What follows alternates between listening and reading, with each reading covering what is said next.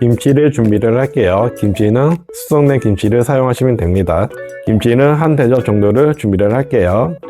김치를 도마에 올려서 먹기 좋은 크기로 썰어 주시면 됩니다. 그냥 각자 취향에 맞는 크기로 썰어 주시면 됩니다. 저는 1cm 정도 길이로 썰어 줄게요. 손질한 김치를 전골팬에 넣어 줄게요. 돼지고기를 준비를 할게요. 돼지고기는 앞다리살 부위고요. 무게는 450g 정도 됩니다. 돼지고기도 각자 취향에 맞는 크기로 썰어 주시면 됩니다. 썰어진 돼지고기도 전골팬에 넣어 줄게요.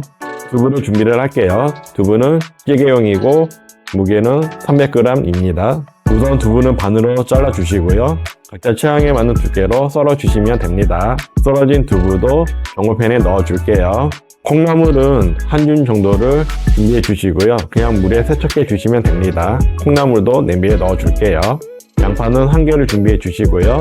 양파는 우선 반을 잘라 주시고 슬라이스 썰기를 해줍니다. 썰어진 양파도 전골팬에 넣어줍니다.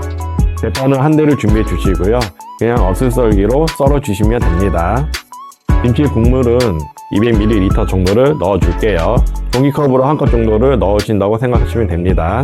시중에서 파는 사골곰탕 육수를 넣어 줄게요. 무게는 500g이에요.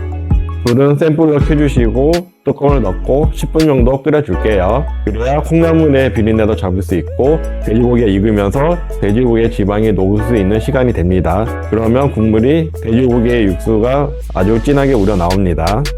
10분이 지나서 뚜껑을 열어줄게요. 쌀뜨물 500ml를 넣어줍니다. 다시 뚜껑을 덮고 한 5분 정도 더 끓여줍니다. 5분이 지나면 뚜껑을 열게요. 최종 간을 맞추기 위해서 소금은 1000mg을 준비를 했고 1티스푼만 넣겠습니다. 각자 간에 맞춰서 절감하시면 됩니다. 마지막으로 대파를 넣어줄게요. 완전히 끓어오를 때까지 기다려줄게요. 맛있는 김치국이 완성되었습니다. 매콤한 맛을 원하시면 청양고추를 추가로 넣으시면 됩니다. 오늘은 김치국을 끓여봤는데요. 생각보다 엄청 간단하죠?